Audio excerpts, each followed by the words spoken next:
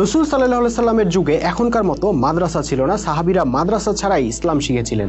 এই বিষয়ে একটি ভিডিও পাবলিশ করার পর রীতিমতো আমাকে বর্তমান যুগের মাদ্রাসাওয়ালাদের তোপের মুখে পড়তে হয়েছে। তারা একদিকে আমাকে অশ্রাব্য ভাষায় গালাগালি করেছেন, আরেকদিকে জোর করে প্রমাণের চেষ্টা করেছেন যে রসুল সাল্লাল্লাহু সাল্লামের যুগেও মাদ্রাসা ছিল। রসুল সাল্লাল্লাহু সাল্লাম ছিলেন মাদ্রাসার মুহতামিম, সাহাবীরা ছিলেন ছাত্র, আর মসজিদে নববী ছিল মাদ্রাসা ঘর। মজার বিষয় হলো আজকের ভিডিওতে আমি কিছু সময়ের জন্য তাদের এই দাবি মেনে নিব। আমি ধরে নিব রসুল সাল্লাল্লাহু সাল্লাম আজকের কওমি মাদ্রাসার মতোই মাদ্রাসা স্থাপন করেছিলেন এবং সাহাবীরা মাদ্রাসার মাধ্যমে ইসলাম শিখেছিলেন। কিন্তু এটা ধরে নিয়ে আমি বর্তমানের দেশি হুজুরদেরকে কয়েকটা প্রশ্ন করব। সেই প্রশ্নের যৌক্তিক উত্তর দিয়ে যদি তারা আমাকে সন্তুষ্ট করতে পারেন, তাহলে আমি মাদ্রাসা শিক্ষার কোনো অসঙ্গতি নিয়ে আর কখনোই কিছু বলবো না। কিন্তু যদি তারা যৌক্তিক জবাব দিতে না পারেন, তাহলে তাদেরও উচিত গলাবাজি বন্ধ করে নিজেদের অসঙ্গতিগুলো চিহ্নিত করা ও সমাধান করা। তো চলুন দর্শক, আমাদের মাদ্রাসার হুজুরদের সামনে আমার ঐতিহাসিক প্রশ্নগুলো উত্থাপন করা যাক। হুজুর, আপনাদের কাছে আমার প্রথম প্রশ্নটি আপনাদের নামের টাইটেল নিয়ে। দেখেন, রসুল সাল্লাল্লাহু সাল্লামের মাদ্রাসায় ইসলাম শেখার পরও সাহাবীরা নিজেদের নামের আগে মাওলানা, মুফতি, মুহাদ্দিস, মুফাসসির, আল্লামা, শায়েখ ইত্যাদি টাইটেল যোগ করেননি। এমনকি কোনো সাহাবী কখনো নিজেকে আলেম বলে দাবি করেছেন এমনটাও আমরা ইতিহাসে কোথাও দেখতে পাইনি। কিন্তু আপনারা মাদ্রাসা পাশ করলেই নামের সঙ্গে রেল লাইনের মতো লম্বা টাইটেল যুক্ত করে দেন কেন? আশা করি আমার এই প্রশ্নের উত্তর দিবেন। আমার দ্বিতীয় প্রশ্ন, রসুল সাল্লাল্লাহু সাল্লামের ছাত্ররা অর্থাৎ সাহাবীরা মাত্র 13 বছরের মাথায় মদিনা নামক নগর রাষ্ট্র নির্মাণ করেছিলেন, আর তার পরবর্তী 10 বছরে পুরো আরব উপদ্বীপের শাসক হয়েছিলেন। তার পরবর্তী 50-60 বছরের মধ্যে ওই ছাত্ররা অর্ধ পৃথিবীর শাসক হয়ে উঠেছিলেন।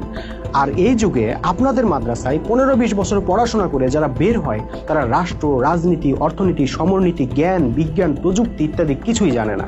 তারা নামাজ পড়িয়ে, মুর্দা দাফন করে, বিয়ে পড়িয়ে, মিলাদ পড়িয়ে, দোয়া মোনাজাত করে, কোরআন খতম দিয়ে বিনিময়ে টাকা নিয়ে কোনো মতে নিজেদের পেট চালাইতে পারে।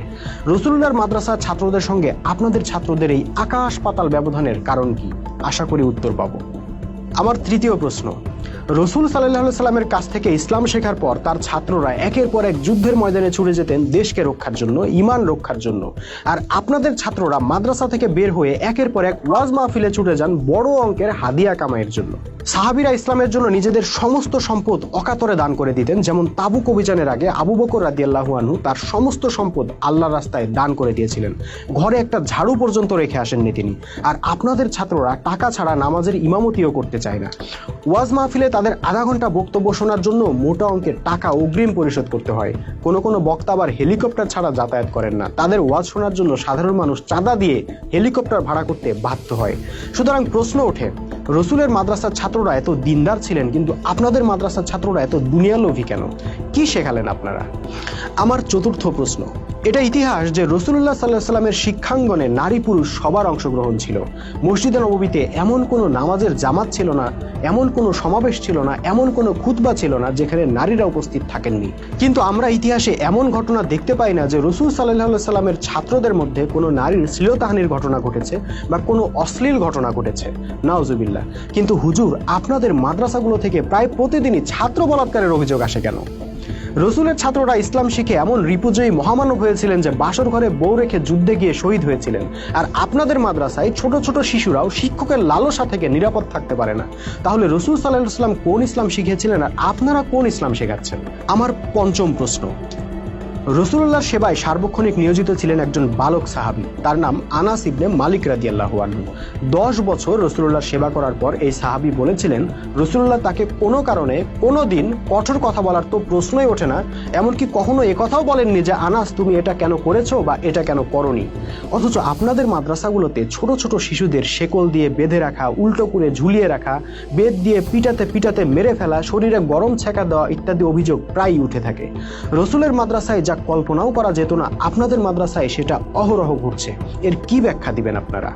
আমার ষষ্ঠ প্রশ্ন, রসুল সাল্লাল্লাহু আলাইহি সাল্লামকে যদি একজন শিক্ষক ও সাহাবীদেরকে ছাত্র হিসেবে ধরে নেওয়া হয়, তাহলে ইসলামের ইতিহাসের আলোকে আমি জোর দিয়ে বলতে পারি রসুল সাল্লাল্লাহু আলাইহি সাল্লাম তার ছাত্রদেরকে প্রধান যে বিষয়টা শিক্ষা দিয়েছিলেন তা হলো বিপ্লব।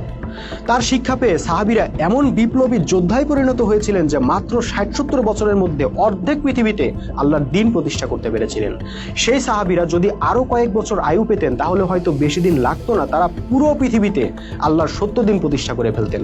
কারণ তারা তারা তাদের শিক্ষকের কাছ থেকে ভালোভাবেই জেনেছিলেন ইসলামের আগমন হয়েছে সারা বিশ্বে আল্লাহর হুকুম প্রতিষ্ঠার মাধ্যমে ন্যায়, শান্তি ও সুবিচার কায়েম করার জন্য। ইসলাম ছিল তাদের কাছে এক বিপ্লবের মন্ত্র। কিন্তু আপনারা যে ইসলাম মাদ্রাসায় শেখান, সেখানে বিপ্লবের কোনো জায়গা আছে? নাই। আপনারা শেখান মাসলা মাসাইল, অজুর মাসলা, গোসলের মাসলা, ঢিলাকুলুকের মাসলা ইত্যাদি। তাই আপনাদের ছাত্ররা মাদ্রাসায় মাসলা মাসাইল মুখস্থ করে মূর্তি মালানা হয়ে মাসলা মাসাইল নিয়েই পড়ে থাকে। বিপ্লবের কোনো ধারণা বা দিন প্রতিষ্ঠার কোনো প্রেরণা তাদের মধ্যে থাকে না। তারা যুগের পর যুগ মসজিদে ইমামতির চাকরি করে কাটিয়ে দেয়, কিন্তু জাতীয় জীবনে আল্লাহর বিধান বাদ দিয়ে মানুষের তৈরি বিধান মানলে যে ঈমান থাকে না, সেটা তারা জীবনেও মুসল্লিদেরকে বলে না। অথচ রাসূল সাল্লাল্লাহু আলাইহি সাল্লাম ও তার ছাত্ররা ঈমান আনার সঙ্গে সঙ্গে দিন প্রতিষ্ঠার সংগ্রাম শুরু করেছেন এবং জীবন দিয়েছেন, তবু মুশরিকদের সামনে মাথা নত করেননি।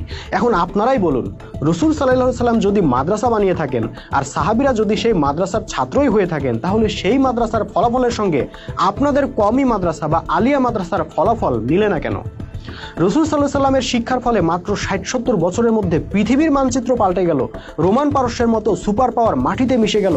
আর আপনারা ১৫০ বছর ধরে কওমি মাদ্রাসা চালাচ্ছেন, হাজার হাজার মাদ্রাসায় লক্ষ লক্ষ ছাত্র পড়াচ্ছেন, কিন্তু একটা গ্রামের চেহারাও পাল্টাতে পারলেন না। গত কয়েকদিন যারা মাদ্রাসা নিয়ে ভিডিও বানানোর কারণে আমাকে গালাগালি করেছেন, তারা আশা করি এসব প্রশ্নের দাঁত ভাঙা জবাব দিয়ে আমাকে কৃতজ্ঞ করবেন।